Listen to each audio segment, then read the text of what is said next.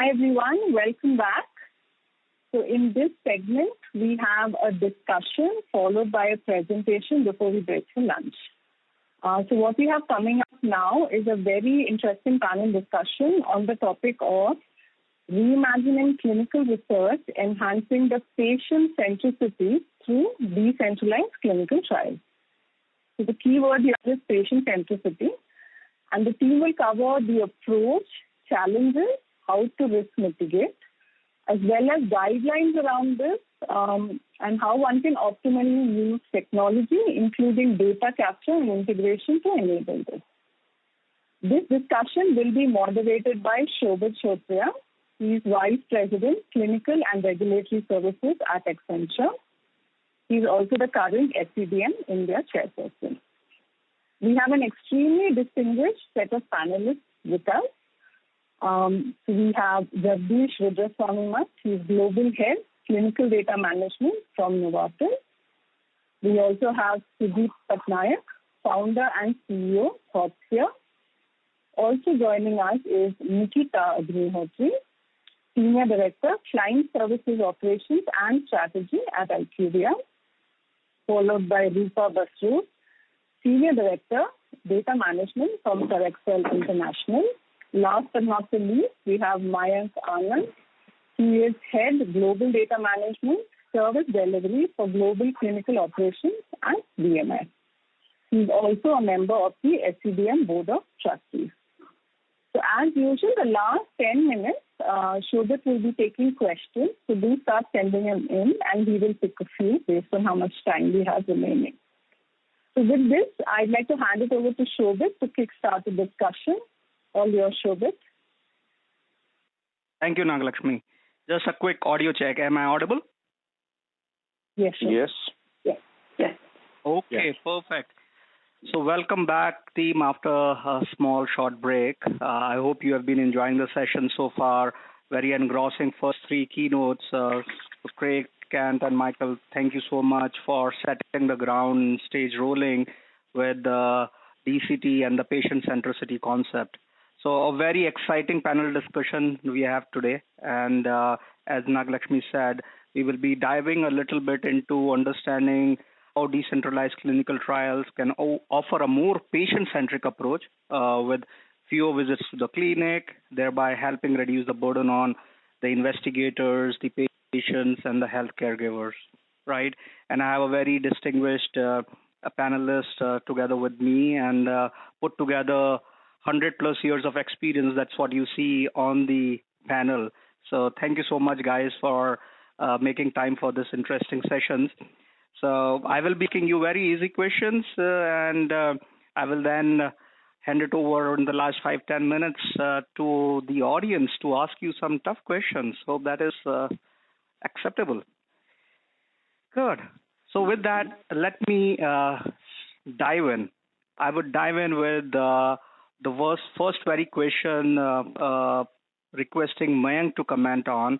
Mayank, you represent a large global biopharma, right? And what do you think are some of the things that, in your view, are around the transition to the new normal, the gradual evolution towards DCT? So would you like to set the context and get the ball rolling on this topic?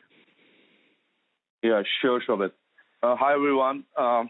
So one of my favorite topics for this year, I think so. And thanks to BMS for giving me opportunity to involve in some of the initiatives internally. Now, as you all know that after February, everything changed for us. The norms of new normal came into picture. Now, there were a lot of discussions already. So DCT is not a new concept altogether. It's been years we have been talking about it. We have been debating about it. But there were always hurdles and there were always questions which were stopping us to go full-fledged. But with COVID-19 situation, it became like we have to go. There is no more discussion that are we thinking to go that side or not? And the first question which came to our mind was, are we ready? Are we IT infrastructure-wise ready to go to a DCT model? Which was a big question because we have been running trials on DCT model in small scale across the organizations, not only BMS, but I'm sure Novartis, Pfizer, AZ, all the big organizations are running these trials in different capacities. but there was no perfect model which was ready with the organization. So our first focus was actually to evaluate what we have in bits and pieces, to bring it together, to start executing it. Second was, are we ready from a process perspective? Because this is going to be a big change for everyone.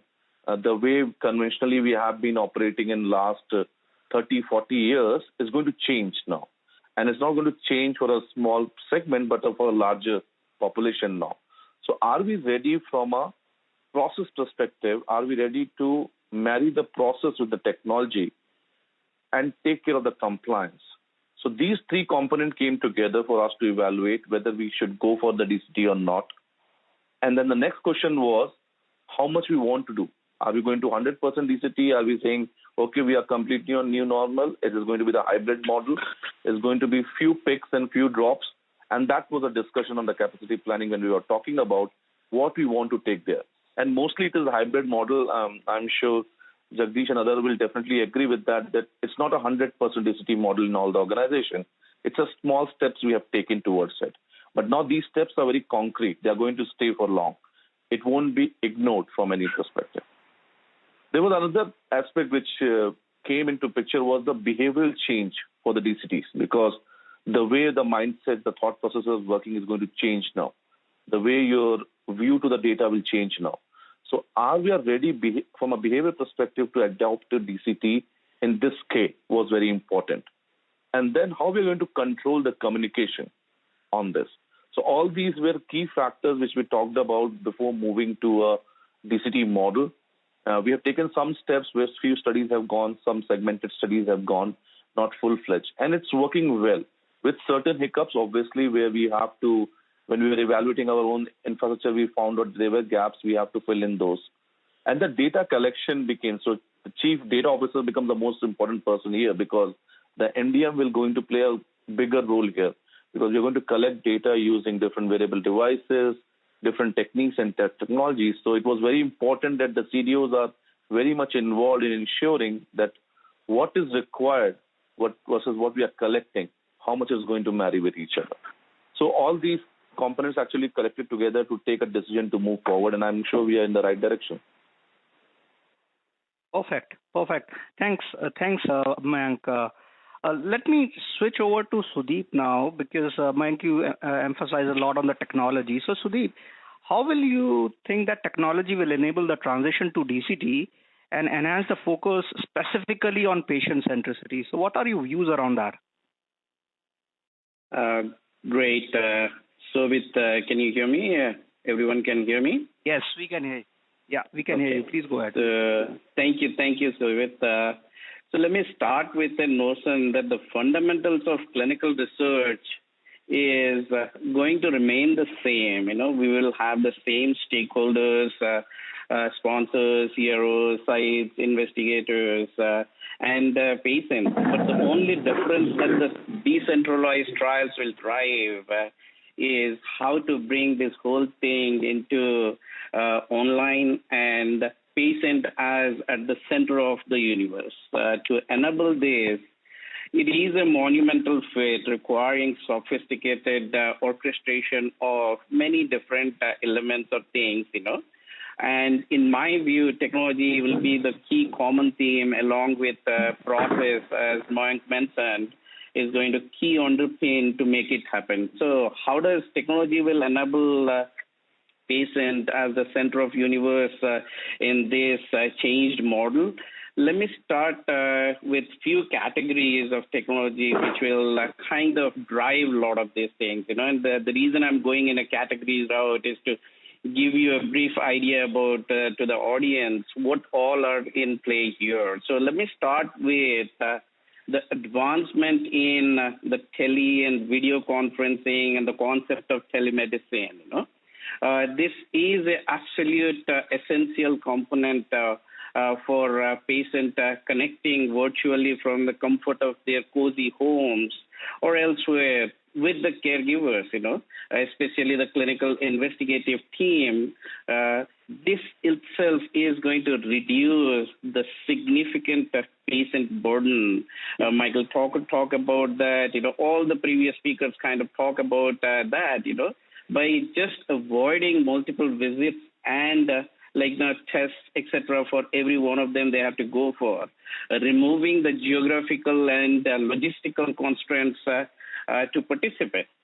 And especially with the evolution of internet and bandwidth being very predominantly available all over the world, in my view, this is going to drive a biggest change in the overall decentralized clinical trial. So let me move on to the next one. Is the ubiquitous nature of the smartphones. Starting with even a 1-year-old is kind of knows how to play with the smartphones.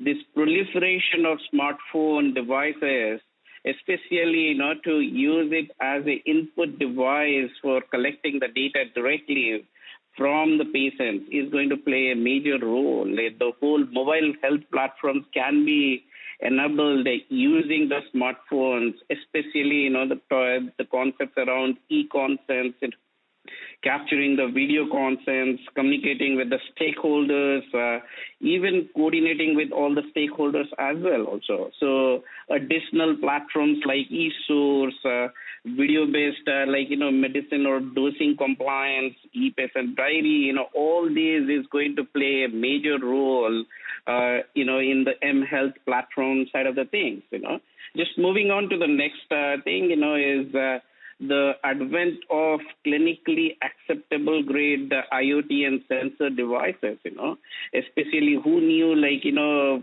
our, Apple watches kind of collecting ECG and, alerting the caregivers in case of any problems as well. Even the regulators have started accepting it as a, device for collecting data as well. Not only it kind of collects the data, but it's very real time, remotely, and as well as transmit very near real time, so that you can analyze the data. So there is no kind of time lag. As soon as the data is captured, you can analyze. One more thing is social media is also going to. So can I just 1 minute, 1 second? Yeah.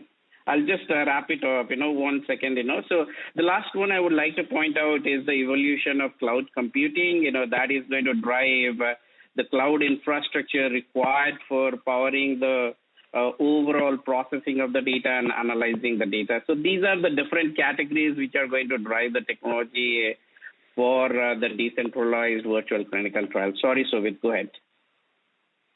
No problem, Sudeep. I was just saying that thanks for setting the ground around the technology, and I'll come back to you soon.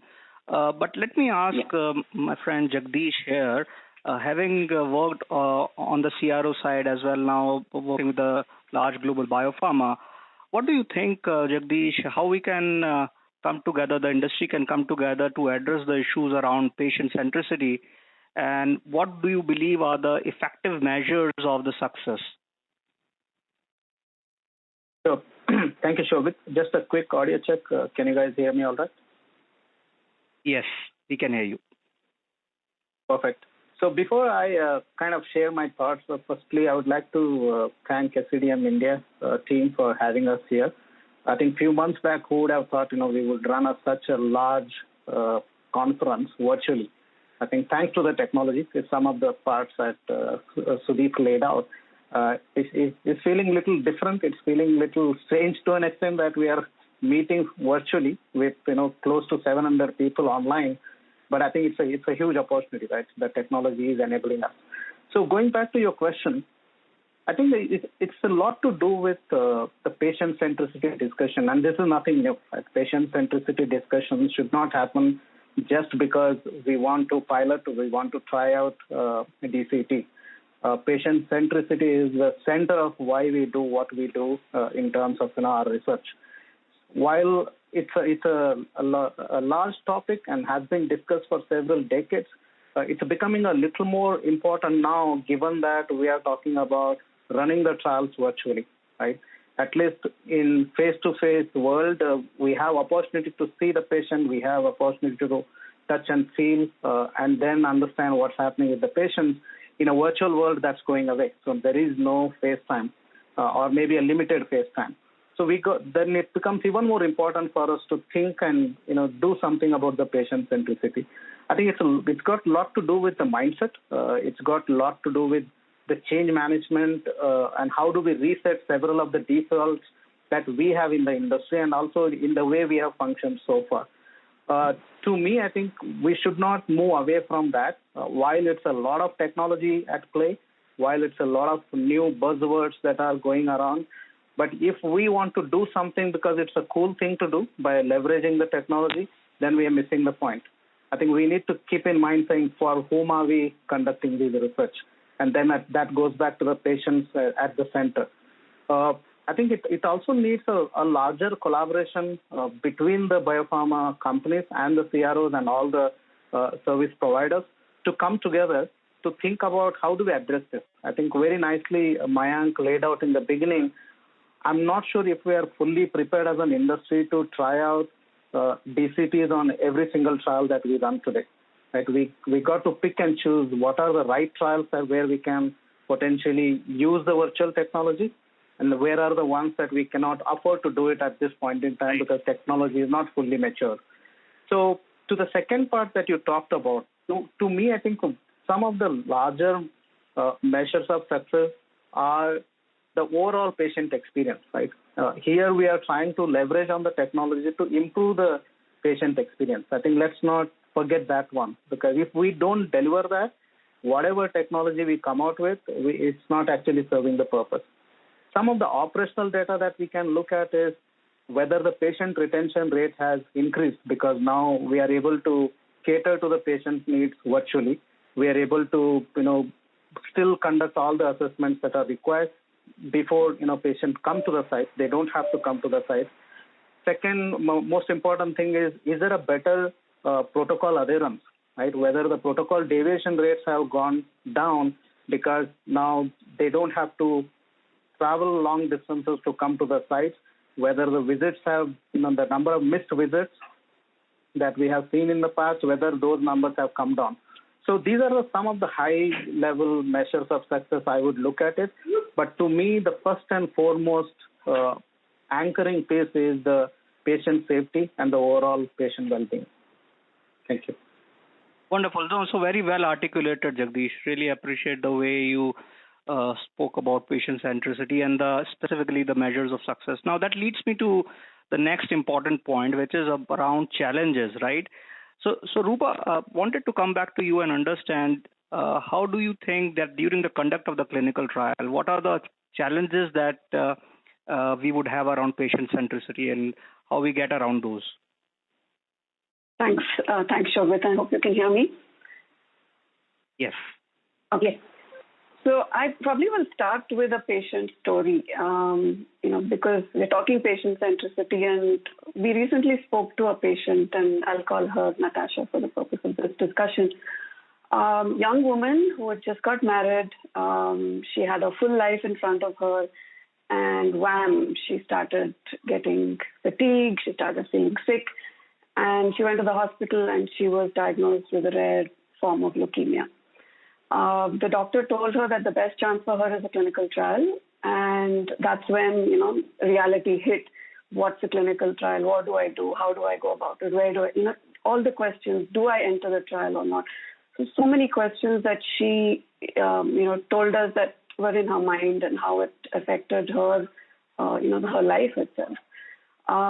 So she ultimately did get it. She spoke to a few people. Her doctor was very supportive, and she got into the trial.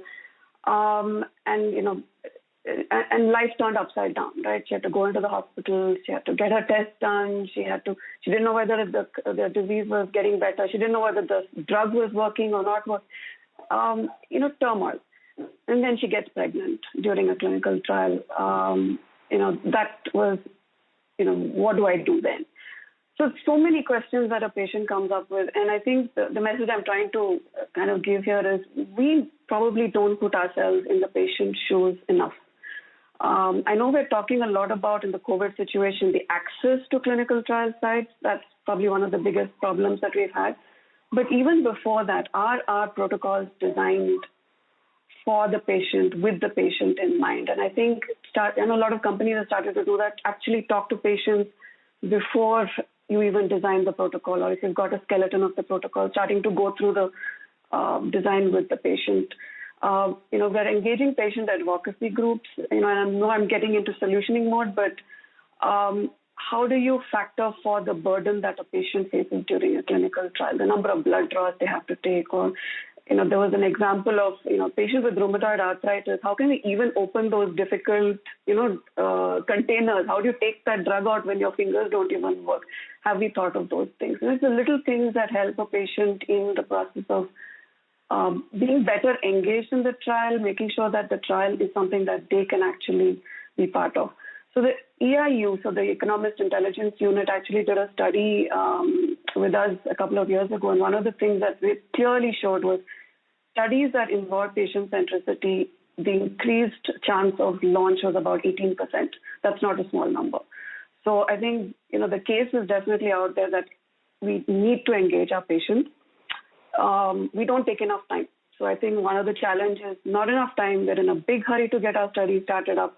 We don't take the time to involve the patient right at the beginning. Complex study designs, I know designs are getting even more and more complex. So that's another big challenge, I think, that we're facing. How do we simplify with the patient? But at the end of the day, Shobit, I think each one of us, whether we're a CRA, whether we're a CDA, whether we're a manager in the organization, put ourselves in the patient's shoes. I think that's the only time that all of us will get patient-centric. It doesn't matter what your role is. Think about what the patient is going. Perfect. No, completely agree with your views, Rupa. So, Nikita, as a statistician and a data scientist, how do you think that we can get ready and change the industry mindset, right, including all the stakeholders, whether they are clinicians, data scientists, statisticians, to streamline the approach for the conduct of DCTs? So what are your thoughts around that? Sure. Thanks, Shobit. And I think in the morning also we have heard a lot of experts talking about, the changes required and get ready. Maybe I can summarize in my answer. So I think the first thing is the behavioral shift. And, the behavioral shift is so that, we can create opportunities for new ways of trial conduct as well as collection of the data and processing of the data. I think that is where the key change of the mindset is required.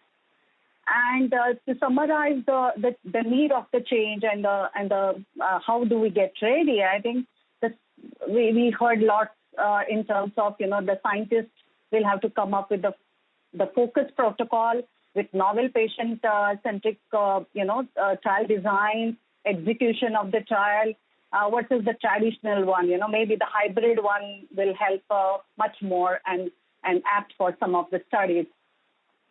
The data capture will go beyond the traditional EDC, site data, etc. It will include a lot of connected devices data and, direct-to-patient data, lab images, and so on. So I think one has to see that, how do we collect this data? I think morning we heard about having the data architectures, and I think those are the ones we need to see that, how do we design the architecture so that there is a right data flow. And this will also lead to the change in the whole processes, how we conduct the trial, how the requirement of our data curators or data scientists, and whole of a mindset to look at the data differently. With new advances, we could also have multiple endpoints, instead of only one, and for which we need to use advanced techniques to analyze this data. Maybe, SAS today, potentially Python tomorrow. So how do we get ready our workforce, to cater to this change and enhance the expertise we have today? We also need to educate the patient to make them ready for such kind of trials and use digital communication for patient engagement. We need to also collaborate. I think there are a lot of collaborative initiatives earlier for different causes. I think for this as well, we need some forums for the industry to discuss and identify what will be the impact of the current regulatory requirements it may be TMS, and I think is there a change in the SOP guidelines and so on and so forth. I think these are the areas maybe, one has to look at. Sure. Yeah, so Jagdish, you just heard a statistician talking about the perspective of data, bringing a lot of perspective on the data side. Maybe I'll try to extend the question a little bit as we adopt DCT. How would the challenges around remote patient enrollment, patient screening, your consent, and the entire data capture processes would be managed? So slightly going beyond the data and looking from the patient angle as well. Your thoughts? Sure. Thank you, Shobit. So if I might step back a little bit, because when I have heard various, in various conferences and various, speakers, many a times one of the key advantages of virtual clinical trial is we can increase our enrollment. We can have more number of patients in the trial, which will help us to, deliver better results. I think to an extent we need to be a little careful not making such conclusions just because virtual clinical trial allows us to have more patients. If you look at some data points, for example, the 59 new active substances that were approved in 2018, right? I'm talking about the FDA approval numbers. 46% of them, those trials, had less than 500 patients. So it's not about the volume of trial. It's not about the number of patients that we want to have in our trial. It's about the right patient who actually needs that treatment, who can actually help us to clearly differentiate what the efficacy results are. Not necessarily we want to scale it like 5,000, 6,000 patients just because we don't want to take chance. I think that brings me back to the question that you asked, saying getting to that right patient is very key, right? And that's where the screening becomes even more critical. Screening becomes even more tackier to an extent to make sure that we get to the right patient. So many of the patients don't participate in the trials today because of maybe they have mobility constraints, right? Or they cannot travel long distances. Let's say, for example, the typical Alzheimer's patient, for example, they cannot travel long distances, right? Because even multiple sclerosis patients where there are mobility which is limited. So getting to the right patient and including the right screening process or method is most important. So you have to really look at what your inclusion and exclusion criteria are, and also then leverage on the technology, whether it's a video screening that you could potentially utilize on, or you would find ways to get to the patient. And it can be a little more tricky, particularly in a geography like India, where there are additional language barriers in terms of how do we even explain the informed consent process to make sure that the patients fully understand what they are getting into, right? While the technology enables it, but what is important is you have to get creative in terms of making sure that patients are fully aware of how they are getting into the trial.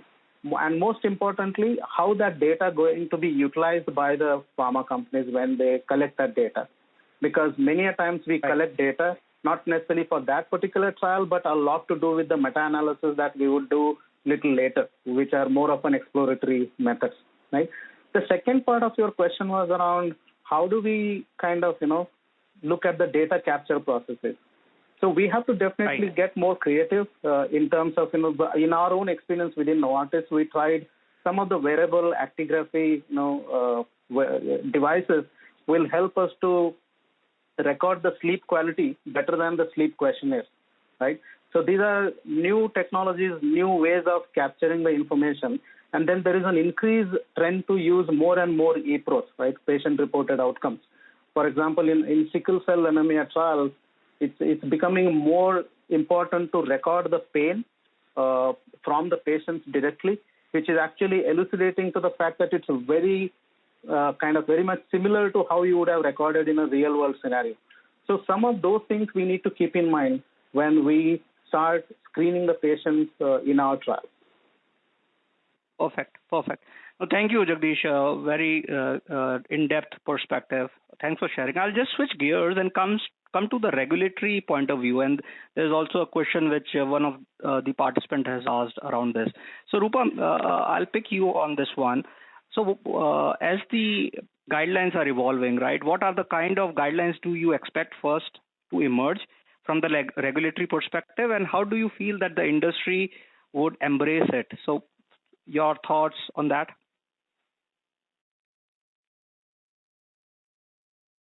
Rupa, you are on mute, I think. Sorry. No, interesting question, and I think we've been talking about this off and on in the morning as well. And thanks for the question from the audience related to this. I think one thing that the COVID situation has taught us is that the regulatory authorities are really jumping in to adapt to change. Right? We saw the regulations coming out from multiple authorities very, very quickly. I mean, there wasn't too much time that they wasted in terms of getting the regulations out there, adapting to the situation, providing for the protocol deviations, SOP deviations, and so on. Of course, we don't want to continue in deviation mode, and we want to see some of these regulations actually becoming part and parcel of our clinical trials. I think one of the speakers alluded to the fact that we haven't really changed the way we have run our trials or done trials in the last, 20, 30 years since we started this process.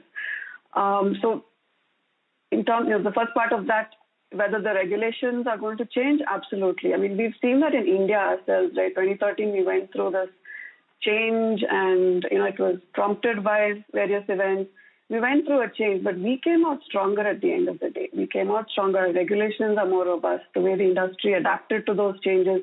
We all complained about video recording of informed consent, but we did it. We got through it. And I think we realized the value in it. Of course, it's not to the extent that it was then, and we kind of came to a normalized situation. But I see the industry probably adapting a lot faster, given what has happened in the last 3 to 4 months.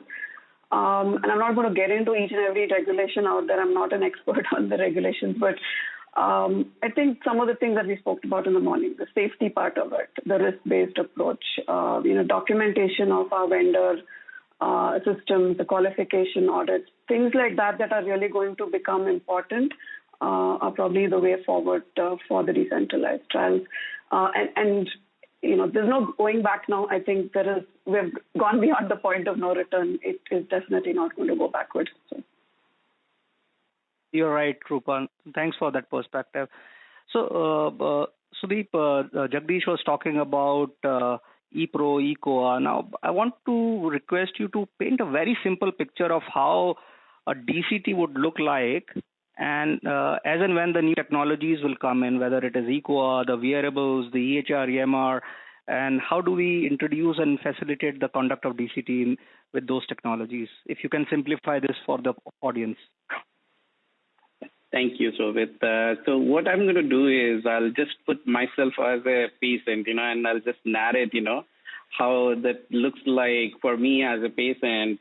So as a patient, I would like someone, to either find a study or a trial using social media, or someone using my medical health record data matching me to a particular trial that may be in progress, and when it is kind of matched, what I'm going to do is, it's who I like as a patient. I'm controlling the consent whether I would like to participate in that trial or not, and when I consent, using the e-consent or a video consent, whatever is that, to kind of agree to that. When I do that, I'm also kind of authorizing the investigative team to kind of take, look at my data. I'm also authorizing the data that is available in or captured in EMR, EHR, et cetera, especially in this pandemic world, and this self-isolation mode. It's becoming very critical,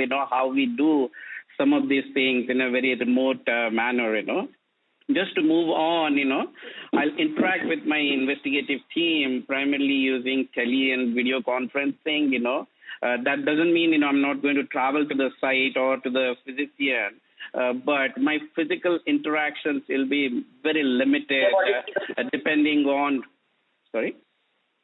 depending on where I want or where I don't, and I may choose to kind of have a home nurse, lab work done at home, etc., etc. But when it comes to data collection, I'll choose my own mobile devices and laptops, etc., managing my daily diaries or, all the outcomes, information that I want to capture. Similarly, the wearable sensors, that I'm being provided as part of the trial process is continuously kind of tracking and kind of sending my healthcare health data, like, the blood pressures, etc., etc. Also, it'll be very great, the patients, have to get real-time feedback. We always forget about, we collect the data from them, but we fail to provide the feedback. If I could kind of get all the feedback at the end of a week or something like that, how things are going and how I'm performing against all the variables as well as, other fellow patients as well. Ultimately, when, coming back to, the world I envision and the picture that I'm painting is not going to be very easy to achieve. Our industry is fragmented. The solution perspective, when we think about the different ESOs, EMRs, EHRs, the first thing comes into mind, even though things are improving, but still sharing the data is a monumental effort, and no standards are available. Even though standards are available, appropriate technology is not there to kind of take care of some of these, data sharing. The other two things that is going to play a major role as well, also the privacy and the security of my data. So that is where, my focus is going to be in terms of providing the end-to-end solution for the decentralized trials, actually. Thank you. Sure. Thanks, Sudeep. That's a wonderful perspective. So that brings me to another interesting data point, which is around patient engagement. Right now, Nikita, how do we enhance and sustain patient engagement as we move towards the DCT as a norm? Because given the fact that the site visits will be very virtual, remote, and the face-to-face interactions will be very limited with the doctors. So what are views around the patient engagement here? Sure. I think DCT is more, look to be also the patient-centric in terms of in the new normal area. And we definitely reduce the burden for patient participation or, retention and improve the patient experience. It will definitely increase the access to the patient with different geographies and remote locations, etc. It will enhance the recruitment rate and efforts, taken to develop the drugs, the speed of the drug development. It will, the digital communication where the patient communities can talk together, I think it will be better engaged. The potential downside for this is that, there is a lot of connection of the patient and the physician or the investigator site, the caregivers there and the nurses. So I think those interactions will be missed, definitely, because that cannot be replaced with the technology. And maybe the support, the trust, and the care provided by the clinician officials need to have a different, substitute with the different technologies. So I think we need to consider innovative ways to create a hybrid DCTs versus completely stay-at-home trials. So, we can bridge the gap between the patient engagement as well as the ease for the patient as well. Okay. No, that's a nice perspective, Nikita. I appreciate it. And I know that we are kind of a few minutes away from the closure, and we would like to give a few minutes for the Q&A.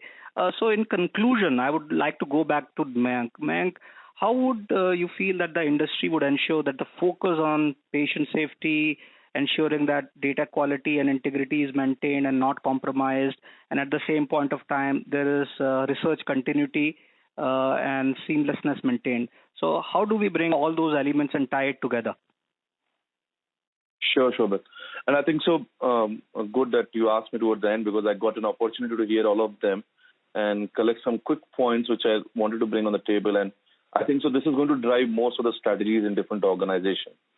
On the technology front, as Sudeep was talking, as Jagdish gave a perspective to it, is that we cannot create one architecture for the entire industry. That's not possible. So we have to create a fit-for-purpose architecture. And as you know, one size don't fit all. So our structure has to be depending on what our organizational needs are, the way we want to drive the trials, the way we want to drive the different programs and assets. So our architecture has to be very much fit for purpose, considering and taking in consideration what we want to achieve. Someone asked a question, is DCT applicable for complex oncology trial? Yes, why not? But if you say all the oncology trial, that's not an answer. Maybe few, maybe some, maybe many. We don't know that because we have not yet still evaluated it. So it's very important what architecture we have created, and every organization will have a perspective. Maybe down the line after 5 years or 10 years, we can talk about harmonizing it across the industry. But at present, the need is to create a fit-for-purpose architecture for technology for every organization. Second important point is from a patient safety perspective. And Nikita brought that point that DCT is the right platform for the patient engagement, actually. And I'll go a step ahead. I'm going to visualize trials which are data-driven. And this is going to reduce that burden of patients every time going through the same set of inclusion criteria, same purpose of visits. If we have more data-driven trials which can bring more insight about a program or a particular molecule, will help us to reduce this burden on the patient and drive those drug discoveries faster to bring the medicine in. Presently in COVID situation, if you see, all the norms have been set aside, correct? We say that we need a drug to come 15 years on the market, 5 years of clinical trial and everything. But you see presently we have organizations who are working day and night to bring it in next 1 year, 2 year time. So definitely that's possible. But is it possible for all the trials? The answer is no. But it is definitely possible for some segment of trial where patient can get that ease of not repeating the same set of things what he or she would have done for the different trials. And as Rupa said, it's very important to understand what patient wants. We have been only talking about technology and organizations, but what patient wants is very, very important. Now, during all this discussion, one person was missed, one role was missed very badly, was investigator. Frankly speaking, investigators are equally burdened with these technologies. Investigators are equally burdened with this new change. And understand they are physicians, they are doctors who want to invest more time on patient, on the science versus technology and other aspects. So we had to bring them together. And I just quote one example where an investigator came into a forum where he said, I want to show you my clinic. And her clinic was actually, she showed a plug point where 20 or 25 plugs were plugged in because she had different devices to manage. A PI who is working on multiple trials for different sponsors goes through that trauma. So we don't want to burden them more with the new technology. We have to optimize that for them, give them a common platform so they can come together. Along with patient centricity, investigation centricity should also be there to not increase their burdens, but to help them to reduce it. The next one is important about the advocacy, because DCT is going to be talked a lot now in next 2-3 years.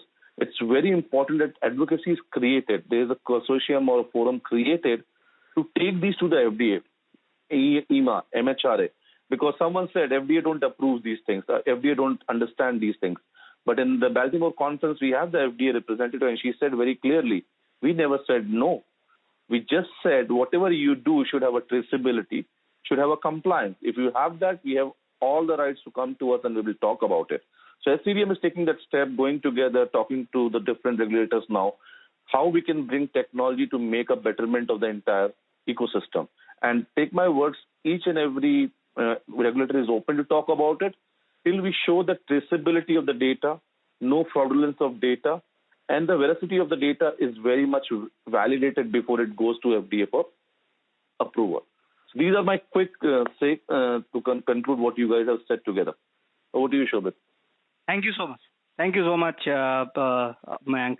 So in conclusion, right, so I know that we have already at the top of the hour, a couple of questions and maybe only 2 questions, 30 seconds each. So this one is for Jagdish. Jagdish, you spoke about how the industry can come together. So this question is related to, say, how a Transliterate as a consortium, we have a common protocol template out there.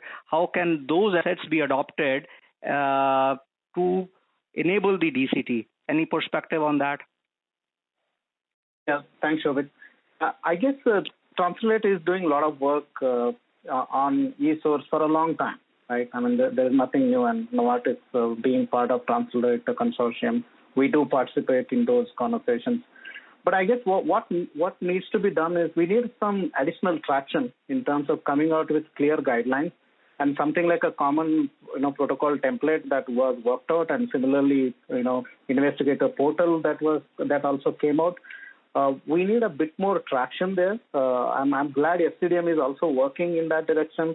Mayank did mention about some paper going to be published very soon.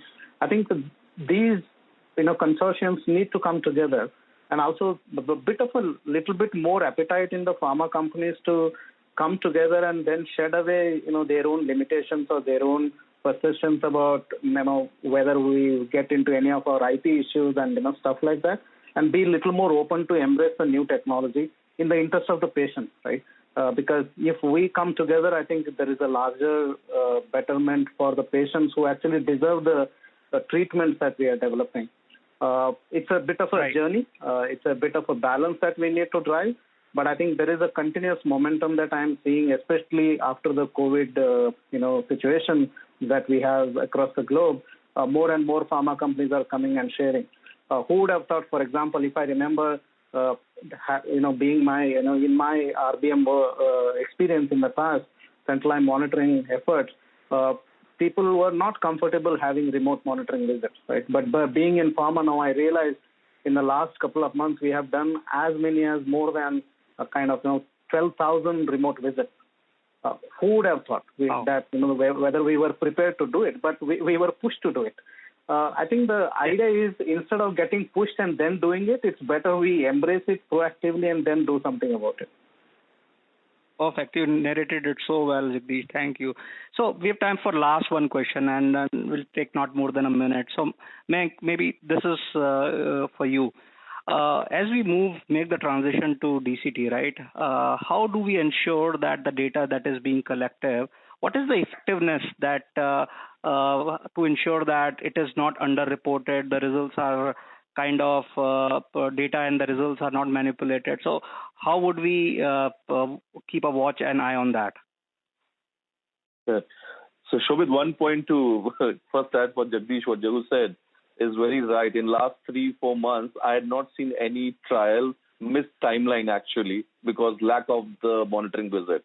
So remote monitoring is the new norm and very well accepted now. So that's how it's justified when the pharma company says that we did not lose any trial in last 3-4 months because of the monitoring visit. So that's itself embracing about it. Now coming to the question which is asked, like how we can ensure the data is, and that's what I mentioned before also, veracity of the data is very much important. The 4 V's what we talk about, veracity is the most important one. That's where most of the executives are very hesitant to drive these decisions. The most important part will be the compliance around your technology. That's the key, the backbone. And we talked about blockchain in some of the forums. It is still in a very, I would say, not very mature state. It is still nurturing. But it's going to play a very vital role even for the clinical trials moving forward, because ensuring and giving the confidence to the regulators that this data is not fraud. This data has been not tempered from any way. Blockchain is going to play a vital role. Presently, it is widely used in supply chain and other places, but I can foresee that in future it will be. Presently, people can debate on it. No, it cannot be, because it's a very expensive technology to be implemented altogether. But what is important that our compliance system has to be integrated with the technology. Most of the places, if you see, we had adapted to technology, but compliance is still working like a 20-year back conventional way. They have to adapt to this new technology. And this is a good way when regulators say, even we are learning, we are adopting to it. We want your help to train us that how should we adopt to the new technology from a compliance perspective.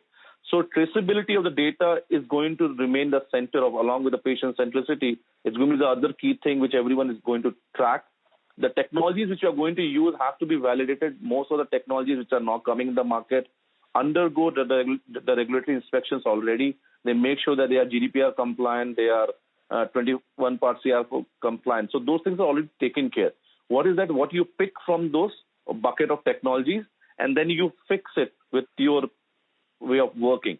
And end of the day, traceability at any place from the source of the data when it is started, whether it is from my wearable devices, it is from my phone, it is from my app, it is from any of the EDC format. I don't call anymore a EDC as a separate platform, but everything is EDC for now.